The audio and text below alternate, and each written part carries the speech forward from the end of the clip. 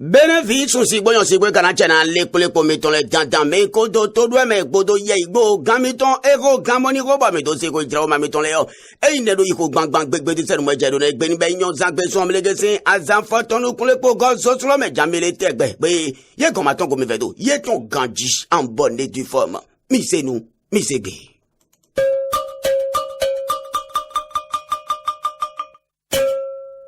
Mi c'est nous, mi c'est bé. Oh, dijalawe malé. Oh, moi et de ton lait. Que les outons, na sene millénaire. Mi c'est nous, mi c'est bé. Annonce du dragage sectoriel de la KME. De beaux jours pour la pêche. Bénéfice. Ayant doyen faut béni baisse Jane Madeo. Agi pondo mundo. Odi de la wema la nation. De monton do ekbeo. Eloni en kaka de tombe ya doyen faut béni beto. O gan roitole si plimo e do doit se galé pour le pomeo. Mercredi. Azaga gbele bi e non dole ba. Etre to moni wa yan ye gomado go aveto ya. Yes, àwọn gbangban gbégbédì, on kẹnu pa, on de décision lẹ́tàn, décision de moi et de ton ini bayi dọ́mùdọ́, oh, ẹ̀tẹ̀mẹ̀, mo ní bayi, onu drepo, o daro gbagbajamo ìrọ́dọ̀ hectare, o 208 gẹ̀yàn, yẹnakun do, onọ̀wé mo ní bayi ayẹmẹ́tàn, lóye ká ní gbẹ̀mẹ̀ yẹkùn bá ń sì so gàjìbọ̀ yẹn náà fọ́jìrádò. Wegen won, yeni dono ya, ono wedo e gaji, amon do jengbe gangbe. Egle big pakpa tame o, ye ma bemele son la koji do ya, e indo ya jane madeo, o zon etonde mo ewa, on do dunu o, e jai na be gaji, wegen won to de mega ikana ya no wala do ya, e ine check pikpa, on do de beka keni betone, e genyo ye do na gba jeme, ani do kikponda mudanu jonu o, e gbedo jijo, do beneto mito me gaji la nation de monde milegeo e do mundo akplo e yinawo neje pa eji lenu dagbo e lo ni wa na no we yan to mito le gaji sende mo jedo wegen won lo matinal e lo sunu e ukan le pro gbeji do mundo o pli de mo e do tregen jane mado na e kan ba iro bo o fi e 1 2 o ye ni vodrado godo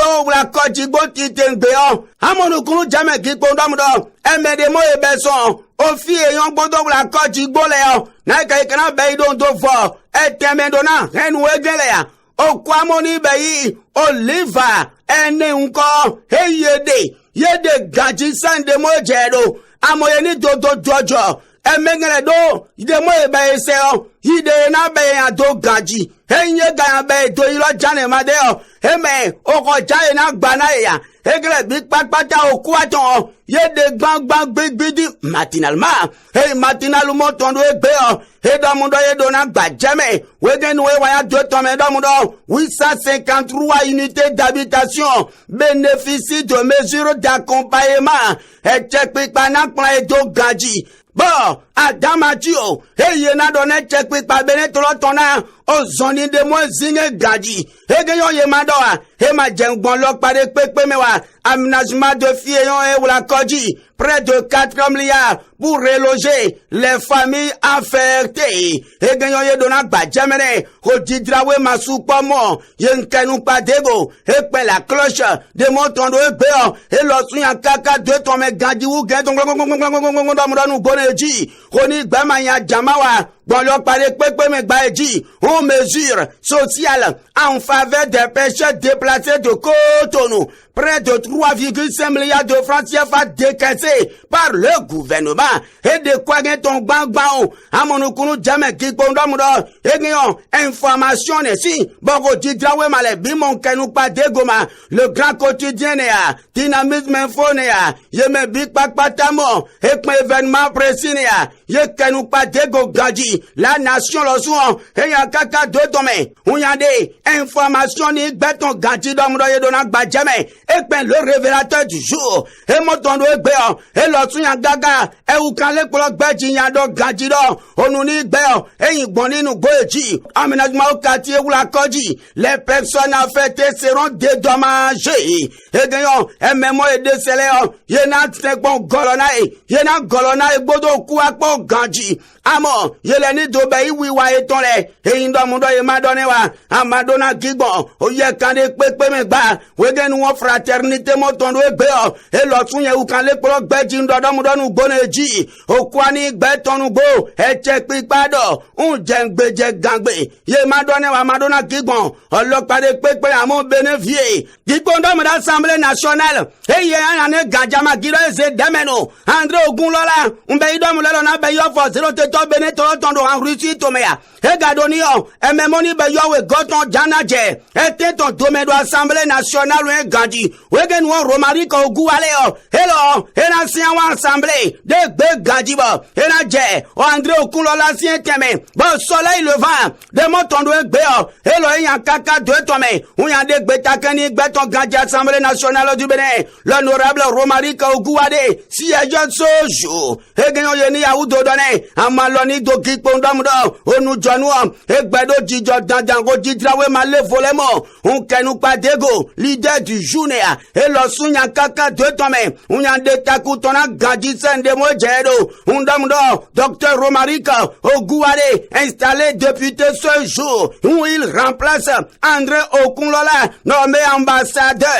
Yedonat Timene, Amaloni do Kipondamudo, Onumonindo Jijoleo, Oyele Kalene, Benevie, Nakaikana Baido, Wemakpi Closia Pawe de Deo, Amakipondamudo Yabenu Vido Bay, Sende Mojedo Gado, Someyaneo, Adonado Wemakloya, Amonukunu Jame Kipondamudo, Nadino, Eleonor Yaï de Deo, O Judith Glidjanea, Barthélemy Kassanea, Yele de Deo Maoubache, Yelezo, Oh, merci nous pour méthode d'ao, pour un gala conflit toro kamet sijan pawe, agido konku, moni bayi kamet tomo zero tero wegeno, yameni gbele yan gandi, de mo de ke ton de maou bache, yi ko ton gandi un bayi do mo do, ye les on professeurs titulaires des universités. Flash info, et mo ton do be, et do mo do ye do na bache menami, amon le pour le comité le toro tomona, et pen communal info, et lo su yan kaka de tome, on va do mi modo Eleonor, yayi la de kan, désormais professeur titulaire du KAMES.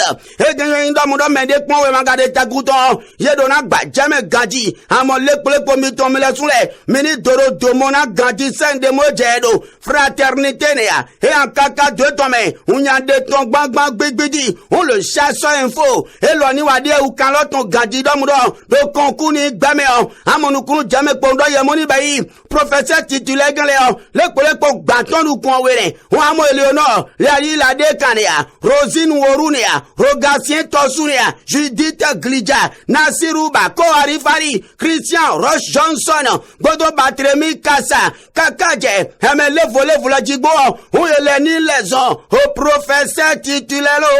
et gagnant Yedona Badjamene, Amaloni Dogi Pondomdo, information Léon, Yegbedo Titi Gandisen de Mojedo Benevie, Ozomele Polotien Pawe Minanone, Amaki Pondomdo lundi prochain de dehors, Ozomedo Nabea, Wegen ou cantine scolaire de dehors, au Vimoni Bayo Zomevine Muganindo, Egbetonadu, et Indoyebi Ozomea, matinale de Bado Gandidomudo, au Vimoni Bayo écolier, 700 000 écoliers, Yelenindo cantine scolaire, si Benadou Benetomi Tomedje de Gandhi, et gagnant Badjame, à Montovito sur les comiton, Mélanie Doro de Mona Gandhi cantine scolaire, 700 000 écoliers impactés dès la rentrée, et gagnant Timénéon, Adonado si ce gardien de Djangbeje Gangbe Sen de Mojedo, Benevie, Amonukunu Jame Pondom Dodo Sousi Kalome de dehors, et Mine Ane Gadi, Yamoni Beya entrepreneur de l'Etimbo, Yes, son messe de l'Omenayo, Ye Hojo Zonaleto, Bon, Ye ma do zolo wa pali wa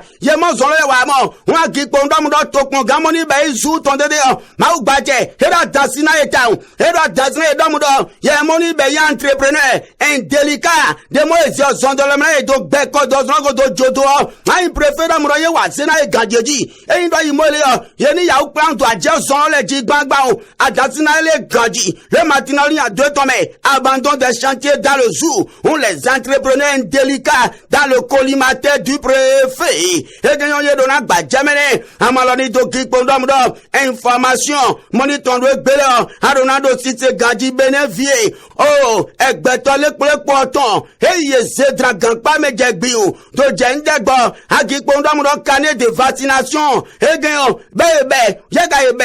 o ro be ana sewe bebe ana sewe gbagba gbigbi bo olon jego demoga loga jego ma u gbache ai ganpa me eye dogbe alepo matin libre d'homme d'information ne be do nanane amaloni do ki pondom do onu jonu egbedo jijo o jidrawe malefole gomo unkenu pa dego gadi be na ya udo gbajemene amaloni do ki pondom do nu jonu unde moni do jijo lene bene vie o de monando lolege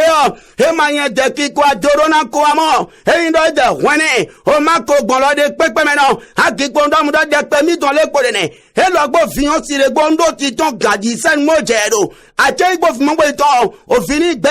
e menu la di ni mo do kwa gaja e lo di e ma giro ni wa de mo e igbo fi lawo plenu konton ye nu aha undunu gaji bo ye na fon e dola pome e ze kwa chakea o e na vilo vilo do ni gbo eji ni go kwa ton yi vilo dola pome e be kwa chake koni e no e do ye ni ma je tagbanu eji le na be ido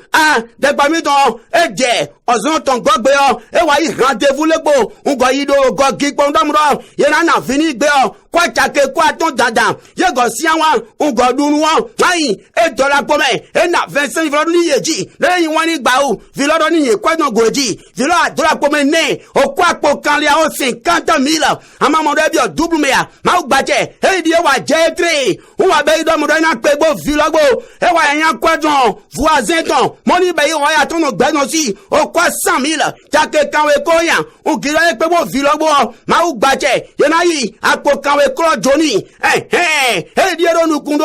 o kwa la e ga don yan kwa me ton ne mbe do mo do ina joko dadan de mo e wa pe ye dunu unu ma u gbaje e dola pome e ze 100,000 e ze dona fini gbaje gbiun vilo do mo ma u gbaje nde ga nsun to adoro kwa na edonia e ye ogbe kwa ge do ko jine dede amado mo do e mo yin wan ya e zon tu e ma dobua to gbo be kwa la o vilo be 100,000 sensi gbagba gbigbidi e ma idu apojo ni wa lo yi mo mi le dede ma u gbaje e yin so me na wa je keke gbo egro amamo gigbo do mo do nu vonu yi mo kleme jenia e din jo ton jinu godo mo le do e jine gbodo ne ma ko gbele pono e ma ni ne wa le foni gbanado jijo mi ni do ami pondom do lo ya misa npe eye weno amisa efo Didier Gedu Martin Ajimon kude nupo toji niyan ezenami ho jijalawe male ho mo ede ton le Cléonton ne mi sene mi se nu mi se be